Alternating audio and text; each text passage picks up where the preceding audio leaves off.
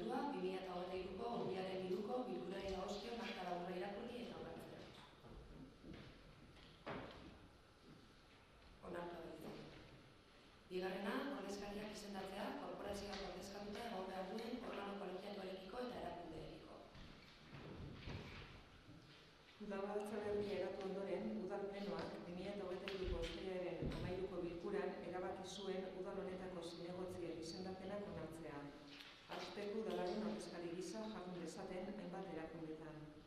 Ordura arte indarrean zeuden izendapenak baliogabe aitortuz. Onartzear daude ikastetxeetako eskola kontseiluetan izendatu beharreko ordezkariak. Debagoieneko mankomunitateak udal honi jakinarazi dio 2023ko urriaren 18an egindako bilkuran, erakunde horretako gobernu juntak 4 informazio batzorde sortzea erabaki zuela. Horiek horrela, alkatetzak honako hau proposatzen du. Lehenengo, udal ordezkari gisa zinegotzi hauek izendatzea debagoieneko mankomunitateko informazio batzorde hauetan. Ingurumen batzordean Garasi Etxeberria, Garapen Ekonomiko eta Turismo batzordea Miren Jasone Giraldo. Pertsonal batzordea Kepa Urteaga, Kontu eta Ogasun batzordea Maider Morraz.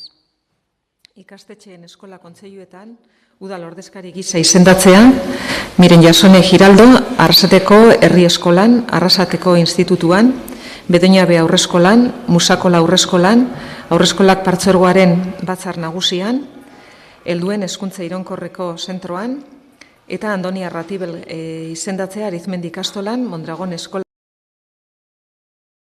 Udal Aurreskolako zuzendaritza batzordean. Bigarren, erabaki hau jakinarazi interesdunei.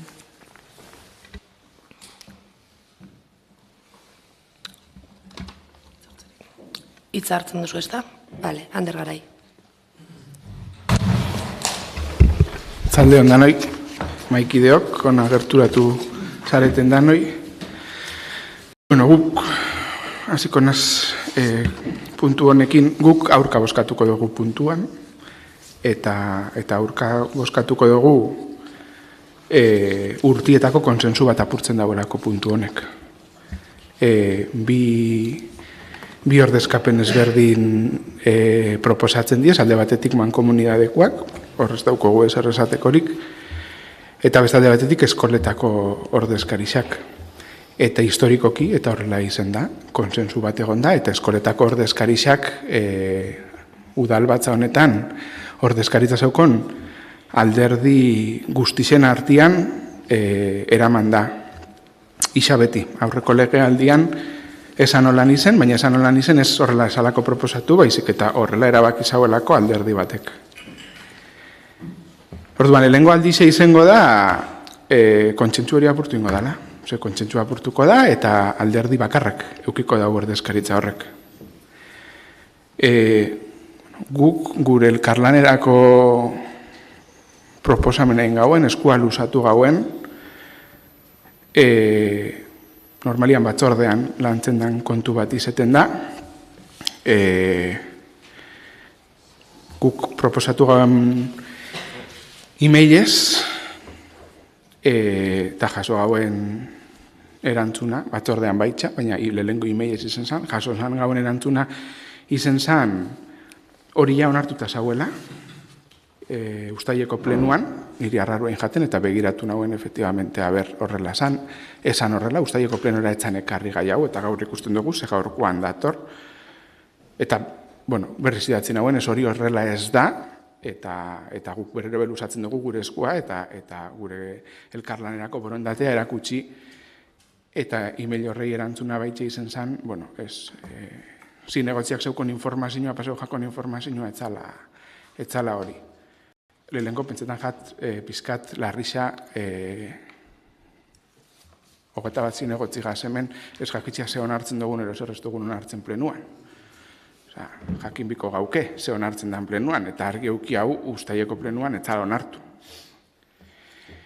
Eta bigarna, borondate, esan duten moduan historikoa da, eta urte askotatik da, torrau horrela izen da, ondela urte askotik, azkenengo 3 legealdiak hartuko ditut, 2 gobernu ezberdin egon, 2011-2015 Bildu gobernuan zauenian, konsensu zintzen, eta kasu hortan arizmendiko ordezkari EAJ-ko zinegotzi bat izen zen, herri eskolako ordezkarixa bilduko zinegotzi bat, institutuko ordezkarixa alderdi sozialistako zinegotzi bat, 15-19 legealdi zen, ja EAJ gobernuan zauenian, banaketa berdin egin zen. Arizmendiko ordezkari EAJ-koa izen zen, herri eskolakoa EH Bildu, institutokoa Podemos izen zen, patzuergokoa alderdi sozialista, eta 2019 legean, batzordera eraman zen proposamena, batzordean lantzen zen normalian, berdina izen zen. Berdina. Jarraitzia horrekin. Gero esan onartu. Esan onartua izen, EH Bilduk etzauen onartu, eta esan zen beste proposamen bat. Ez gure naia salako, gure naia zen berdin mantentzia Podemosek be ez esku eman zauen, orduan alderdi sozialista eta EAJ-aren artean banatu zien. Orduan, historikoki indan gai bat izen da. Kontan ez esku eman duzkozu, esan dozu, ez zuek eramango dozuela, alde bakarrez erabaki dozue, gure eskua luzatu, baina ez dozuela gurekin konpartitzu nahi hori. Guretako garrantzitsua da akordiotara iristia, eta hemen ikusten gauen aukera bat horrela izendalako baitxe historikoki, konsensu bat zauelako, eta oso errez ikusten gauen, hemen be ordezkaritza hori eukitzia. Eta harridura sartu dugu ez eskua, zuen talantia behintzat hitzak, legealdi hasierako hitzak, bai izen ziren, ezberdina izango zala, gure zinutela, lau alderdixen artian akordioak itxia, ekarri dutona erderaz dau, eta irakurriko titzezitz, zuri Maiderrin zotzuen entrevista bat, maiatzaren 30 Noticias de Gipuzkoan, eta hor, galderetako bateri erantzuna, izen zen, ¿qué va a cambiar en Arrasate con respecto a estos últimos años? Da, zure erantzuna izen zen, en primer lugar, la relación entre los partidos políticos. Nos vamos a empeñar mucho en hacer las cosas, las 4 formaciones juntas. Hori zen zure erantzuna, ez? Horda, empeñauko zinela, lau alderdixen artian itzen gauzak. Hemen eukidugu aukera bat, lau alderdixen artian itzeko gauza bat, eta alde bakarrez erabaki dozu, ez? Gure elkarlanari esan dotzazue, ez? Gauza bat komentatzen zinuten, eta gero indozue beste gauza bat, ezberdina. Eta guri honek pena ematen duzku. Ze uste aukera oso nahi zen alzala danon artian, adostasun minimo bat bilatzeko.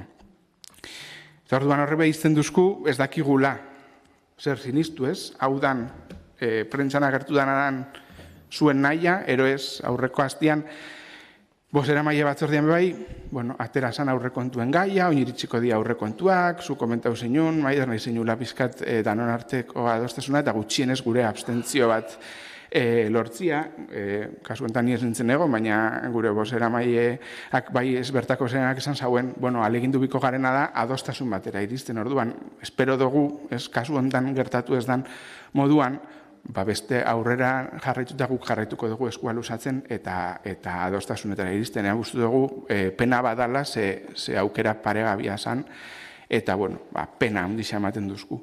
Orduan, esan duten guztizia gaitxik uste dugu kontsentsu bat, urtietako kontsentsu bat eta elkarlan bat apurtu itzen dela eta tristura sartzen dugu. Alde bakarrez hartu duzuen erabaki hori, gure bozka aurkakoa izango da.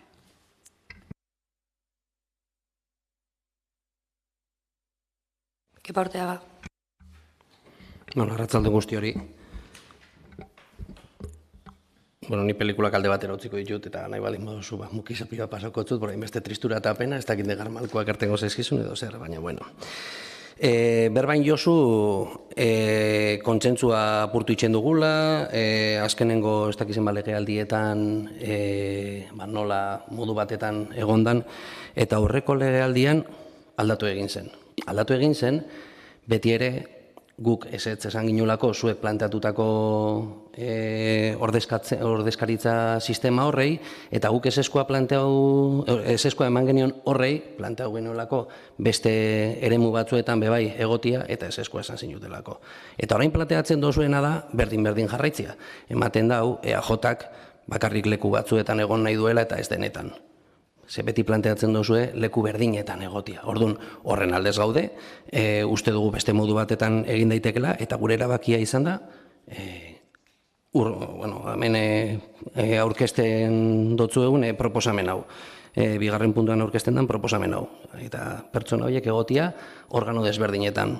Orduan, ez daukegunez iritzi berdina, beste gauza bat planteatu dugu, zimaz. Kontsentzua apurtzen dela, zure iritzia izango da. Guretzako kontsentzua apurtu egin zen, aurrekoan beste proposamen bat intzanien, eta ezezkoa esan zeniotenean. Orduan, ez dut uste negarre egiteko aukera gehiagiri dauko zuenen kaso honetan. Eta gero, botatzen dozunean, ez dakizula zer sinistu, nola egiten dien gauzak, nola ez dien egiten gauzak, zer onartzen dan, ez dakizuela, zertan zabiltzaten, bueno, pelikula di, ez naz horretan sartu behar, bilatzen dozuna badakigu zer dan, eta, bueno, jarraitu nahi baldin baduzu bide horretatik, zure bidea izango da guria.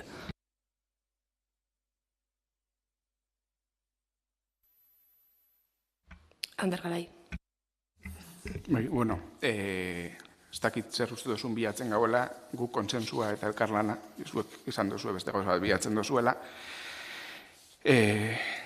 Guk aurreko legealdian ingauen proposamena, 2015 legealdian inzan proposamena, 2011an zuek helarazi zuzkuzuen proposamena berdina zen. Esan aldatu. Esaten dozunean, guk ez dakigu EAJak toki batzutan egon nahi dauen, ero ez dauen, ez duzkuzue proposatu beste aber nahi gauen egon baten, ero ez esan dozue, direktamente erabaki dozue, zein egongo dan mai batzutan eta zein beste batzutan, guri ezer esan gabe eta egongo diez alderdi bakarra, ordezkatua, hezkuntza komunitateko toki guztietan alderdi bakarra. Guk esaten gaude bakarra da, kontsentsu apurtu indala, eta hori realidade bada. Kontsentsu apurtu inda, porque orain arte, gauza bat itzen zan, gauza bat proposatzen zan, eta oin beste bat itzen dozue, guztiz ezberdina talde bakarrez erabakita. Horregaitzik esaten dut, kontsentsu apurtu dela.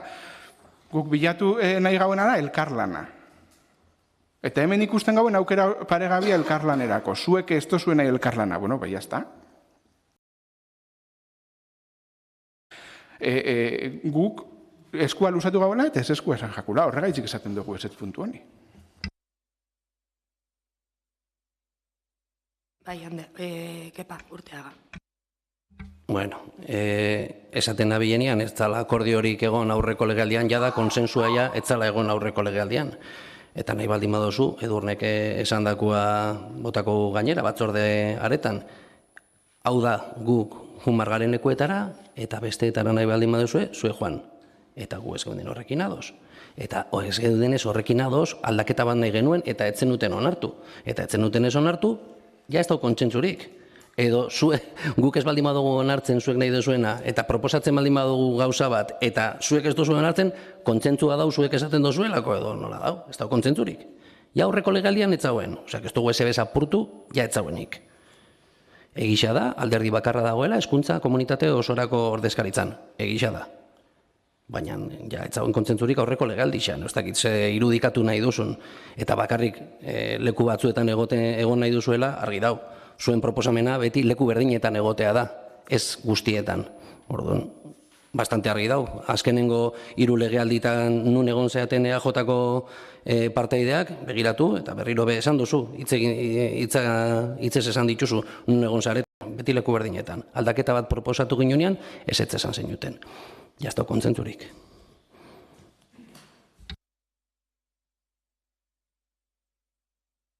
Ba, bosketara pasatzen da. Aldeko botuak, kontrako botuak, abstentzioak,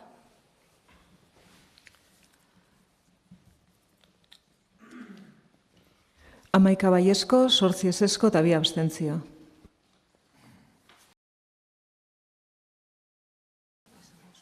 hori da, onartua gelditzen da. 3. puntua, kaleak garbitzeko kontratua luzatzeko proposamena.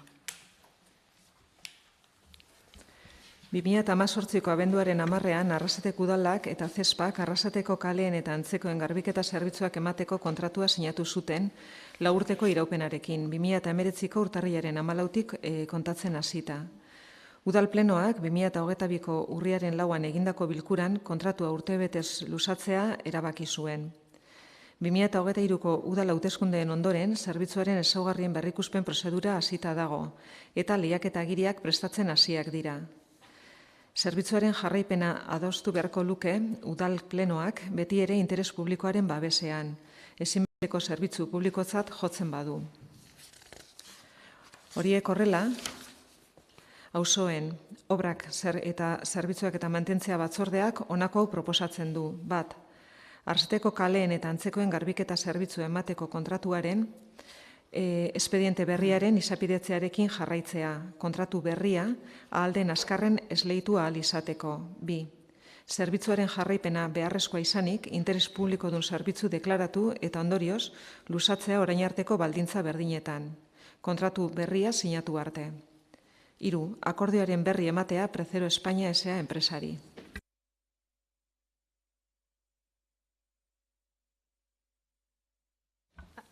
Ander Garai. Bai, talde hon berriro be. Hemen alde bozkatuko dugu. Baina aldeko boto kritikoa izango da, eta alde bozkatuko dugu herrixea zendarako zikin hau euki. Guri puntu honek preokupazio bat ematen duzku, eta preokupazio bat ematen duzku sekartzen da puntu luzapen proposamena, kontratu amaitzen danean urtarrilean, berez ezingo zan luzatu kontratua, eta ekartzen da luzatzea ze kontratu berriaren pliegoak ondion ez daz. Eta kontratu berriaren pliegoak egon arte, onartu arte, kontratu atera arte, eta kontratu berri euki arte, ulertzen da, eta hemen esaten da, izapidetze jarraitzia eta deklaratzia kontratu bat, zerbitzu bat beharrezkoa, ez? Beharrezkoa dela. Baina, klaro, ez daukogu pliegoak ez dielako landu, ez dielako karriona pliegoak. Jartzen dau, bagabiz, badabizitzen, irakurtzen baduzu txostena, bagabiz, horre buelta bat ematen kontratuari eta pliegoak ekartzeko, baina, bueno, kuestinua da gazela azaroan, ez diela, mai gaineratu oraindik pliego horiek, urtarrilean amaitzen da, luzatzen da maksimo 9 hilabete, luzatzen da maksimo 9 hilabete legiak esaten dauelako gehiago ezin dela luzatu, legiak esaten dauena da, kontratu bat derrigorrezko zerbitzu badanean, esentziala danean zerbitzua amaitzen danean, 9 hilabetez luzatu ahalko dela, beti be, kontratu amaitu baino 3 hilabete lehen hau, pliegoak ateratzen badiez. Hau bez da betetzen hemen. Baina, bueno, irakurri dugu txosten juridikoa, eta txosten juridikoak esaten dugu, dauela jurisprudentziak. Guri ardura sortzen duzku, ze gaur hemen gutxienez onartu bizien hasien pliegoak, lehen hau, baina beranduen be gaur, eta esan, bueno, luzatzen dugu kontratua, baina luzatzen dugu ja martxan dauelako prozesua. Prozesu hau, kontratu hau da, kontratu oso komplikaua, izaten da oso kontratu komplikaua, generalmente gainera, izaten da izendatik ikusten badoz azken urteetan, eukitzen dauela rekurso ezberdinak, orduan, adjudikazioa asko luzatzen da. Gaur onartzen gabizena da, estepzioaren estepzioa, osea da, 9 hilabete gehiago, bale, de forma excepcional, kalea garbitzen jarraitzeko. Claro, ondion ez dugu plieguak, etorriko dioz, ez dakigu urrengo hilabetean, ero urrengoan, ez dakigu ondion. Zer gertatuko da iraian, iraian kontratu espada bat judikauta. Karo, ja, estepzioa da, torribiko ginen berriro behona, estepzioarekin, ez dakigu jurisprudentziak zer esango zauen, guretako gestio txar bada. Gestio txar bada, ze egon biko zien atera eta plieguak, eta ez daz, orduan, gestioa ez da ona. Oindela 5 hilabete sartu zineten ona gobernuan, eta gaur da eguna, ondion ez da zela plieguak atera eta, orduan, ez da, gure ustez, gestioa ez da ona izen. Alde bozkatuko dugu esan duten moduan, uste dugulako garbiketa zerbitzua esentziala dela. Batzordetik pasaun zanean, batzordeko buruak esan zauen ez dala zinedie luzatzea, obviamente ez da zinedie luzatzea, porque legiak ez dau zinedie luzatzen izten, pleguak aztertu arte dala, eta 4 hilabetez asko jota. Hori da batzordeko aktan jartzen dauena.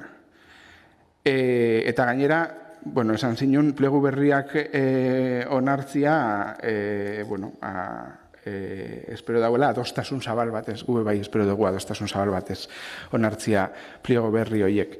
Baina gu oso arduratuta gaz, ze ikusten dugu, heldu aldala 2008ko iraia, kontratua ez lehituta ez egon, ze prozesuak berak asko lusatu alda, prozesua bera, egoten badi errekursuak eta ez behadi egoten, uste dugu bazien pliego berrizak beste kondizio batzutan egongo ginela, baina ez die ekarri, ez die mai gainean jarri, orduan, onartuko dugu, alde bozkatuko dugu, hartzen dutzugu hitza, batzorde buruari, 4 hilabetetan esleituta egongo dela, horrela espero dugu, luzaituta esleitpena egotia 4 hilabete barru, baina kezka hundiz hartzen dugu.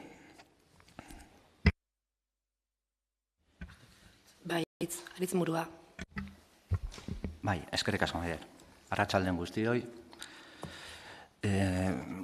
Estando de acuerdo con esta próloga, teniendo en cuenta que la preparación de la nueva licitación requiere un tiempo, solicitamos que se resuelva cuanto antes, que no se dilate en el tiempo y que no sea algo... Bai. Eskerrik asko, Aritz. Zuk hitzartu biozu, Kepa Orteaga. Aritzek esan dakoa, sine die ez da luzatuko, eta uste dut gainera ondo hitz egin duzula, zuen alderdiak gestionatu da orain arte osma, eta uste dut badakizuela zertaz gabiltzan. Baina, orduan zentrokonaz, zugan, Ander. Uste dut legealdi hau zuetan irarteko kontuekin gustora jungo garela. Esaten dozu, komplikaua dala, excepzioaren excepzioa dala, gestio txarra izan dugula, esaten dugula 4 hilabete. Excepzioaren excepzioa baldin bada. Ez tozu uste hau maiatzerako pleguak landuta egon behar ziala? Zuek utzitako legealdixean pleguak prestatuta egon inbarko liratezkela aurten onartzeko eta luzapenik ez jartzeko, edo hilabetetan prestatu eta onartutak euki bar ditugula. 2 hilabetetan prestatzeko kapasa gare, segun zu. Baina zuek ez zinuten zuen legealdian hau prestatuta utzi. Gestio txarra da hori. Zuk ez dozu uste hau maiatzearako prestatuta egongo balitzia onartuta egongo litzatekela? Esaten duzu legearen arabera aldugula noski, horregatik itxen da. Ez dugu gauz ilegalik egingo honen kontura, zuek badakizue, perfectamente, askotan indituzue olako luzapenak. Ez dakiz zergatik esaten duzun guk bapatian gestio txar batetan gabiltzala. 2 hilabete kainean sartu ginen, uztailean kargu hartu ginen, hau dan aurrera eramateko, urria baino lehen hau, hemendik pasauta egon barle iratezke pleguak. Hain zaiak eta hain komplejuak zure hitzetan, komplikaua da, excepzioaren excepzioa dalako, plegu hauek, hain komplikaua dien plegu batzuk, hilabete batetan prestatuta, hilabete terdian prestatuta egon daitezke? Ziur? Zuk horrela onartuko zinuke? Hilabete batetan prestatuko zinuke plegu hauek? Ziretzarete kapasak izan zuek prestatzeko zuen legealdixa bukatu baino lehen hau? Igual prestatuta eukiko zenituzkete, baina uste dut ez. Uste dut ez, gusartu ginalako, etzeudalako prestatuta. Eta lanketan gabiltz, noski, eta aldaketak behar dira. Eta zergatik behar diran aldaketak, zuk esan duzulako, ezin da zikinago euki herria, noski. Zuen pleguekin horrela dau. Gure intentzioa da, plegu berriekin hori aldatzea eta herri garbiago bat eukitzea, eta noski, adostasun zabalarekin. Danok ados egotea nahi dugun plegu batzuekin. Ez baldin badozuen nahi, ez dugu adostasunik eukiko, baina intentzioa da hori, adostasun eukitzea.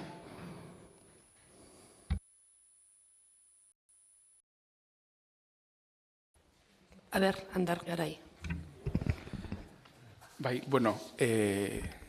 Lantzeko denbora egon da.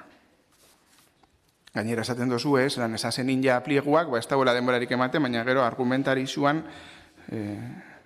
agertzen da, puntu bat, 2023ko udal hauteskunden ondoren zerbitzuaren ezaugarrien berrikuspen prozedura hasia dago. Horrek esan nahi dau, esan duzu guk indeitzi bagauen jarriko zinutela ia martxan, baina hemen agertzen dana gaitxik, zue berrikuspen batin nahi dozu, eta horrek justifikatzen zue ero bata, ero bestia, ero jarraitzuko zinuten eta ingo zinuten, ero berrikuspen bat ingo zinuten. Bai, oso pliego komplikauak diez. Pliegoak baino komplikauak dana da prozesu guztia kontratazioarena, honena. Azkenean momentu honetan milioi eta erdiko kontratu bada. Orduan, hemen ulertzen dana gaitxik, txostenian eta justifikazio txostenian lehen idazkaritzan egonaz guztia irakurtzen, atzeratu da bereziki zerbitzuaren ezaugarrien berrikuspen batin bizalako.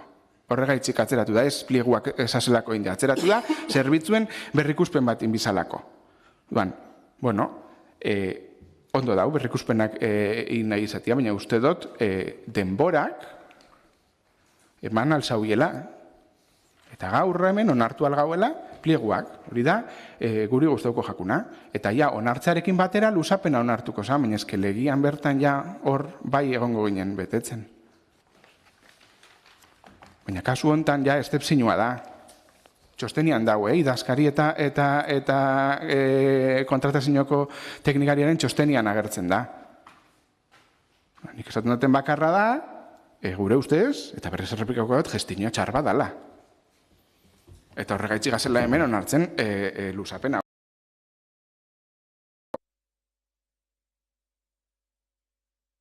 Bale, eskertuko notzueke hitz egiten baldin baduzue altu hau. Osea, abixeu duztie, ez dala ondo entzuten, atzetik. Hortan, kepa, aber altutxo aldozun, mesedez. Bale, gerturatu itxenez mikrofonara eta igual erresago ingu. Ni zerbitzueri buruz berriro berbein gotzut. Esan duzu, denbora nahikoa egondala lantzeko. Eta esaten duzu, zerbitzuen berrikuspen bat egiten ari garela. Hori da egiten ari garela. Zuek esan duzu, oso zikin dago herria. Zuek emandako zerbitzuarekin oso zikin dago herria. Orduan berrikuspen bat nahi dugu, herria garbiago egoteko. Eta horren lanketa, 1,5 kontratu batetan, ez da egun bateko lanketa. Eta hori zuk badakizu. Baina, jarraitu nahi baldin baduzu esaten, gestio txarra dagoela horregatik, zu zeuk. Ni zerbitzueri buruz esatutut. Zerbitzuen berrikuspena derrigorrezkoa da. Zure hitzetan, herria ezin zikinago dagoelako. Bai, Garazi Etxebarria. Ni kudeaketari lotutako kontua, kontratua urtarrilean bukatzen da. Eta urtarrilean bukatzen da hortan, zuk zalantzan jarri duzu 9 hilabetetan, 9 gehi 11, ea kapaz izango garen lizitazioa esleitzeko. Igual hasi behar zinaten pixkalden hau zuek, jakinda kontratua urtarrilean bukatzen zala eta esan lanketarik egin. Esan edot, zalantza askoa bada gu 11 zalantzan jartzen duzuen, nik uste ematen duzkula denpora, espero dut, neupe, ez egotea rekursorik eta badakit komplikatzen diela asko prozedura honek, Baina guri 11 hilabetetan denporarik ez pasuzkoen ematen, urtarrilean bukatzen den kontra. Eta igual zuek aurreko legislaturan lanketa edo prozedura berrian martxan jartzeko lanketa hori indagon bartzan bepixkat. Nik nahi dut pentsatzea berrikuspen honekin, kapak esaten dago moruan, zerbitzua beste modu baten eman, eta modu eraginkorra baten ingo dan hontan, adostasuna lortuko dugula danok batera plegu txukun batzuk onartzeko. Eta lanketa hori osmatik ingo da, eta ez dut uste arazorik euko dugunik, danok ados kudeaketa eta prozedura egokiera mateko.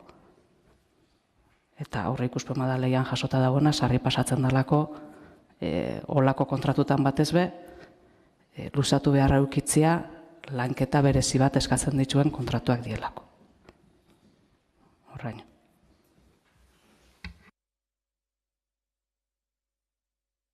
Listo? Boskatzera pasatuko gara. Aldeko botuak? Aho batez onartzen da. Laugarren puntua, Agitax eta Taxi Gipuzkoako taxisten Taxi Gipuzkoako taxien elkartea. Proposamena taxi zerbitzuaren 2024ko tarifei buruzkoa. Udal zerbitzu teknikoek txostena aurkeztu dute eta horretan adierazten dute Agitax elkarteak eta Getaxi elkarteak bidatzi aurkeztu dituztela eta proposatzen dutela 2024 urterako autotaxi zerbitzuaren hiri tarifak. Urrenez urren, 3% eta 3,5% igotzea 2023 urtearekiko. Adierazi, erreferentzia bezala hartzen den egutegi tartean, 2022ko uztaila eta 2023ko uztaila, Gipuzkoako KPIaren igoera 3%koa izan dela. Horiek horrela, auzoen eta obrak zerbitzuak eta mantentzea batzordeak honako hau proposatzen du. Bat, onartzea Agitax elkarteak eta 24ko hiri tarifak. 2. Eusko Jaurlaritzako Ekonomia eta Ogasun Saileko Ekonomia eta Plangintza Zuzendaritzari bidaltzea. Batetik, tarifak berraztertzeko hasitako espedientea eta bestetik, akordio honi buruzko ziurtagiria. Tarifak berraztertzeko espedientearen tramitazioa egiteko. 2024 urterako 3%ko igoera dakartenak. 2023 urtearekiko. 3. Akordioaren jakinarazpena bidaltzea Debagoieneko mankomunitateari, Agitax eta Getaxi, Gipuzkoako taxisten elkarteei.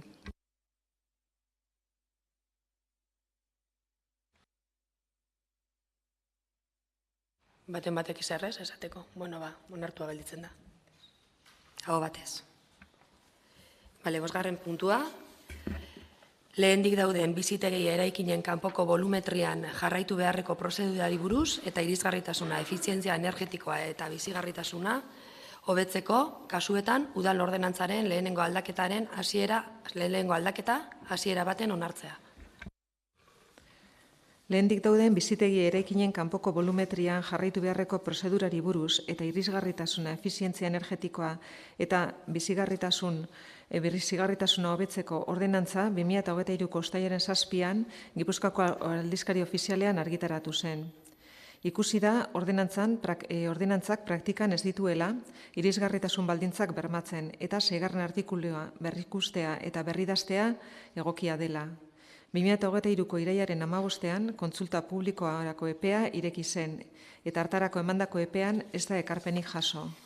Horiek horrela, hirigintza transizio ekologiko eta mugikortasuneko batzordeak honako proposatzen du. Bat.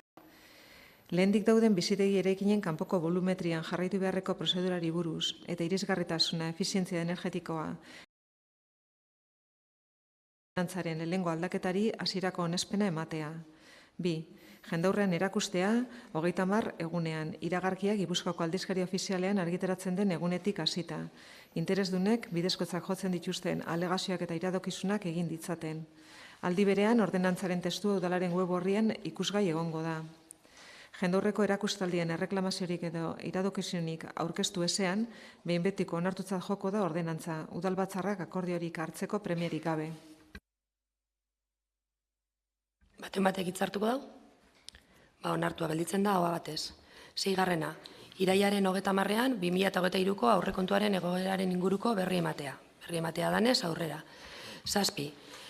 Tokiko gobernu batzordeak 2023ko 3. hiruhilebetean onartutako kreditu aldaketen espedienteari buruzko informazioa. Aurrera baita, ez da? 8. Antolaketa alorrean alkateak emandako hainbat ebazpenen berri ematea. Aurrera. 9. Alkatearen ebazpenen berri ematea. Beste behin aurrera, eta 10. puntua, PSE-ren mozioa, aterpe klimatikoei eta espazio publikoak birnaturalizatziari buruzko mozioa. Arrasateko, udaleko, talde sozialistak aurkeztutakoa. Gure autonomia erkidegoak, Euskadik, aurre egin behar dio hainbat erronkari, gaur egunekoak nahiz etorkizunekoak, eta horietako handiena da klima aldaketarena, eragin globala duelako eta garrantzi handiagoa duelako. Klima aldaketak inpaktu batzuk eragin ditu gure planetan, eta horietako bat da bero boladarena. Geroago eta gogorragoak eta ohikoagoak baitira. Klima aldaketak sortzen dituen ondorio kezkagarrietako bat. Aurten udan, gure lurraldea gogor jo duen bero bolada handien lekuko izan gara, eta ezin dugu alde batera utzi muturreko gertaera horiek klima aldaketarekin lotuta daudela. Zientzialariek hamarkadak eta gure egunerokoan klima aldaketaren inpaktua geroago eta gehiagotan sortu eta gertatzeari. Horren adibide garbia da Euskadik azken bero boladak erregistro historiko handia izan zuela. 1981 baino handiagoa, eta abuztuaren erdialdean bere historiako egunik beroena. 45 gradu inguruko temperaturak erregistratu baitzituen Euskadiko hainbat tokitan. Baita horiek gainditu ere, hala nola, Sodupen, Bizkaia, 45,3 gradu. 1981ko 45 eta 44 graduak gaindituta. Euskadi autonomia erkidegoan bakarrik dekretatu du alerta gorria temperatura altuengandik, eta espektatibak sobera gainditu dira. Bizkaian 43,7 gradu derion, Galdakaon 43 gradu, Araban 44,6 gradu Laudion, 42,2 Amurrion, 40,6 gradu Sanbranan eta 40,4 gradu Gasteizen. Era berean, Gipuzkoan udalerri gehienetan ez da iritsi 40 gradura, Elgoibarren, Arrasaten eta Beasainen izan ezik, hortik gora egin baitu. Temperatura horien guztien ondorioz, Euskadin 48 pertsona hartatu dira temperatura altuek eragindako kalteengandik. 30 pertsona Bizkaian, 14 Araban eta 4 Gipuzkoan. Segidako bero boladek azpimarratzen dute klima aldaketara egokitzeko neurriak hartu behar ditugula, gure lurraldean eta gure udalerrietan. Gure biodibertsitatea ezagutzen dugun bezala, zaindu eta kontserbatzeko, gure herritarren eta gure ekonomiaren osasuna zaindu eta babesteko. Erronka handi esateaz gain, klima aldaketaren aurka borrokatu eta horretara egokituz gero, aukera ezin hobea izango dugu, udalerri erresilientiak eta osasungarriak sortzeko. Horregatik guztiagatik, Arrasateko udaleko sozialisten udal taldeak mozio hau aurkezten du, osoko bilkuran eztabaidatu dadin. Arrasateko udalari eskatzen zaio azterketa bat azpiegitura berdeari buruzko eta udalerriko eremu grisenetan birnaturalizazioa sustatu dezala.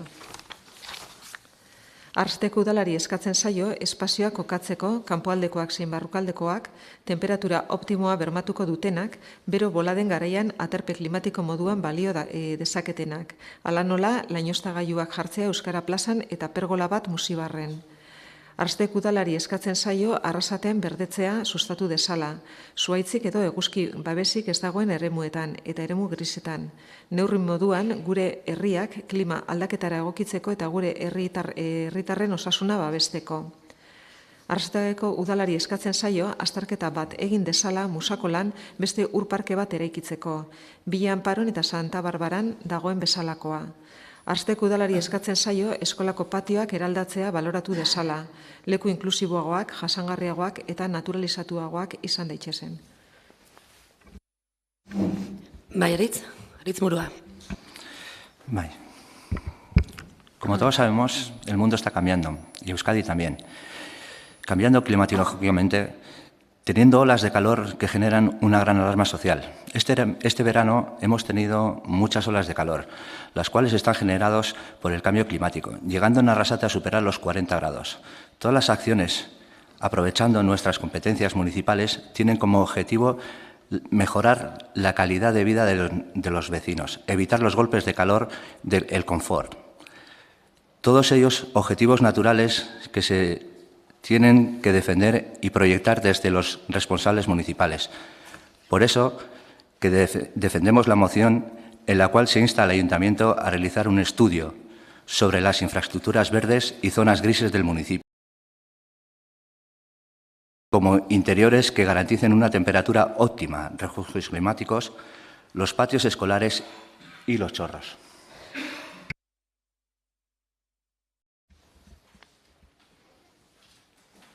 Ez duzu hartuko hitza, zuk? Eba, bez? Bale, txoin, Eba guin. Vale. Gure alderdia aurka oskatuko dugu, baina ez edukiarekin ados ez gaudelako. Aurreko legealdian gobernuak zeukan irizpidea berreskuratu eta esaten zenuten bezala batzordeak dira ez, proposamen hauek egiteko leku naturala, eta ez dugu lertzen nola aurreko legaldian irizpide hau zeneuka zuen, eta legaldi honetan ez duzue batzordeetan komentatu. Berriz errepikatzen dut edukiarekin ados gaude, baina ez nola egin duzuen proposamena edo nola ekarri duzuen plenora, besterik ez. Kepa Urteaga. Bueno, Atzalden berriro, hainbatian ebak esaten duenenekin ados egon arren guk alde bozkatuko dugu. Eta alde egingo dugu gauza askogatik lehenengo eta behin, zona berdeak eta zona grisetaz berbetan berbaitzen duzuenean guztiz ados gaude, eta orain arte ere Osman eraman da horren lanketa berezi bat, eta zuen aurrekontuetan hori zauen, eta oraintxe gauzatzen ari da arbol landaketetan, basotxoetan, eta horrelako ekintza desberdinetan osmatik eramaten ari dianak, orduan, noski, nola ez, guztiz ados. Daitezkela klima aldaketaren kontra, eta gure esku daudenak hartu beharko ditugula, zen ikuste dut hemen gauden alderdi guztiok konpartitzen dugula klima aldaketa baten barruan gaudela, eta CO2 isurketak diala, edo garraio motak diala, edo dana dala, aldaketa asko behar dituela gure mundu honek egoera hobeago batetara joateko. Hobeago batetara ez dakik jungo garen, baina mintzat okerrera ez joateko.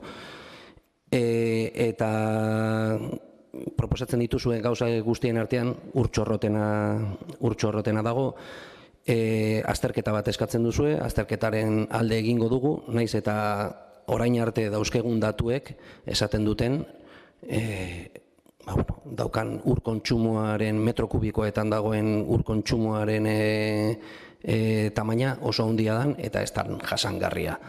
Jasangarria denean alde ingo dugu, ez baldin bada jasangarria, noski klima aldaketa batetan berbetan gabiltz, eta ikusiko dugu zer emaitza ematen duen azterketa horrek, ez gara aurreratuko, ez? Azterketa hori ikusi arte ikusten baldin badugu, ez dela onargarria dauken urkontsumoa gaur egun daukogun egoerarekin, noski, horren kontra ingo genuke, baina oraingoz ez da hori egoera eta zuen mozioaren alde egingo dugu.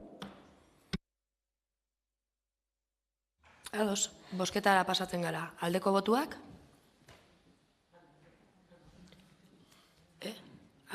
Kontrako botuak? 20 baiezko eta ezezko bat. Azken puntuakin joango gara, euskararen erabileraren kontrako epaiei buruzko mozioa. Euskal Herria Bildu, Elkarrekin Arrasate eta Arsteko EH Bilduk, Elkarrekin Arrasatek eta EAJak urrengoa adostu dugu Euskal Autonomia Erkidegoko Auzitegi Nagusiak eman berri duen epaia dalata. Epai horrek 1/7/2019 dekretuaren zati bat baliogabetu du. Euskadiko toki erakundei buruzko legean aitortutako euskararen erabilera instituzionala eta administratiboa garatzeko. Ondorioz, hau adierazten dugu. 1. Konstituzio Auzitegiaren epaian egin bezala, 3 taldeek berresten dugu etelen defentsa, udal autonomiaren eta toki erakundeen eskumenen bermatzaile gisa, zehazki euskararen esparruan. Legea ezinbestekoa da udalek euskararekiko duten konpromisoa eta euskal udalerrietan euskararen erabileraren sustapena gauzatzeko, herritarrekin duten hurbiltasunetik abiatuta. 2. Uste dugu epai berri hori toki autonomiaren aurkakoa dela eta hizkuntza arloko udal eskumenen garapen osoa mugatzen duela. Bereziki, larritzat jotzen dugu, euskara erabilera normal eta orokorreko zerbitzu eta lan hizkuntza dela aintzat jotzen duten dekretuaren artikuluak baliogabetzea. Funtsezko beste artikulu batzuk ere deuseztatzen dira, hala nola kontratazio publikoan euskara baloratzeko aukera ematen dutenak edo udal jarduerak euskaraz egin ahal izateko hizkuntza plangintza ahalbidetzen dutenak.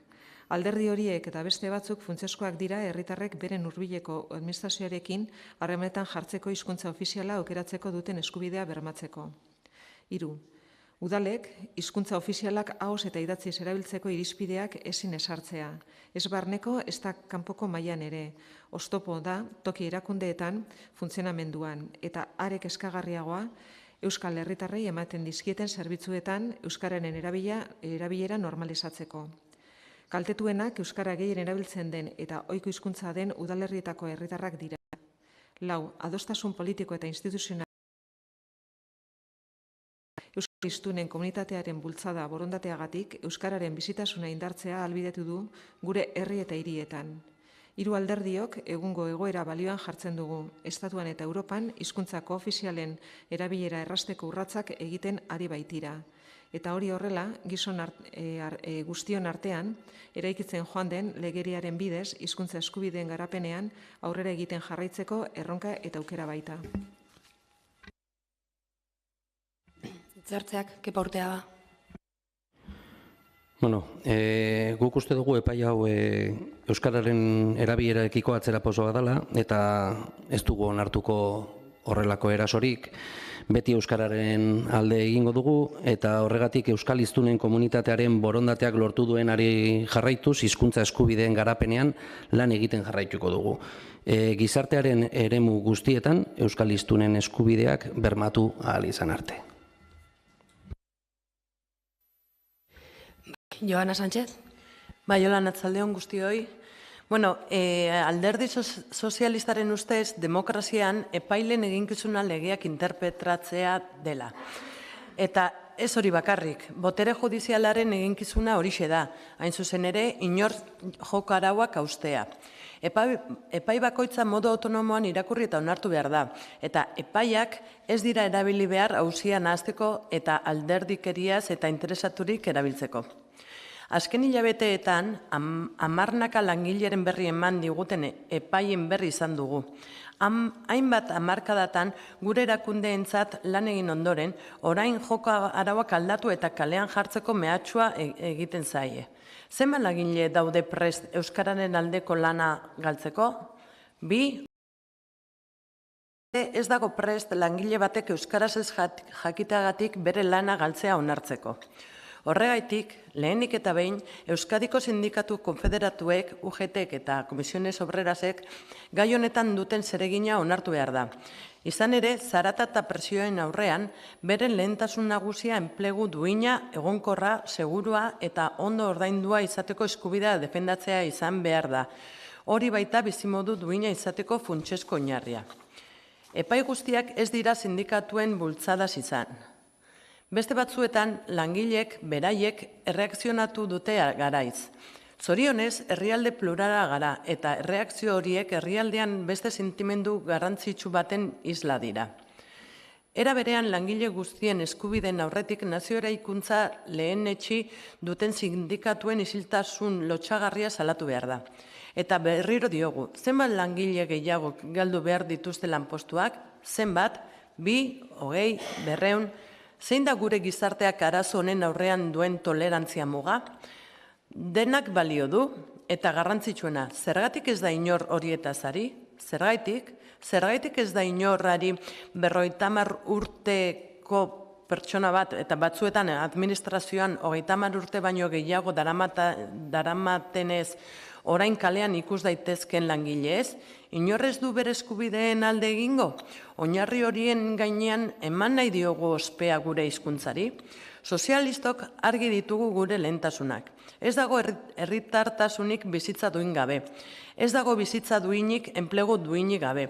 Hori eta hori bakarrik gure benetako lehentasuna izan da. Hori eta hori bakarrik gure benetako lehentasuna izan da. Da eta izango da. Eskerrik asko.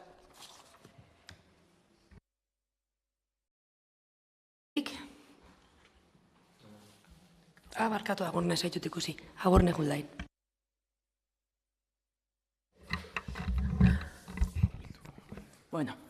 Atzalde hondan hoi, torri zareten dan hoi. 128 urte diez Eusko Alderdi Jeltzalea sortu zanetik, eta 128 urte goiez eta jarraituko dugu Euskaldunon alde, gure aberriaren alde eta gure hizkuntzaren alde lanean. Sortu zenian bebai gure eskubideen alde lan egiteko sortu zen eta hori jarraitzen dugu, inork zalantzan ez jartzeko hori. Ez dugu onartuko, aurretik ere ez dugulako onartu gure aurkako erasorik eta hizkuntzaren aurka egitea eraso bada. Euskara da guretzako ezaugarri oinarritako bat, ez? Potentia, guria egiten dozkuna eta gure aberrian injarra ematen dozkuna, ez? Larunbatian Bilbon bizi izan gauena, sekulakoa, hemen bebai sorionez adostu dugu mozio hau eta pozgarria da, ezta? Ze azkenian, Euskadirengatik, herri honengatik, bai hemen, bai Gipuzkoa osoan, bai Euskadin eta Madrilen ere, borrokatuko dugu gure eskubideen alde, gure kompetentzian alde eta gure lanaren alde. Beti be, Eusko Alderdi Jeltzalea beti egongo dalako herriarekin eta herriarentzako. Orduan, gutxi gehiago esateko. Eskerrik asko.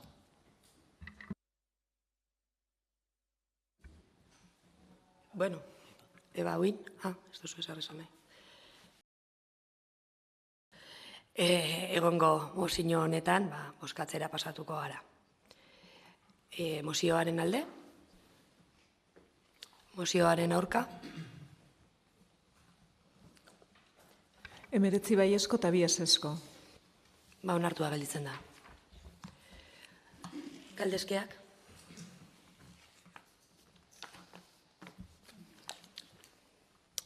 Eskerrik asko danoi, eta ondo izen.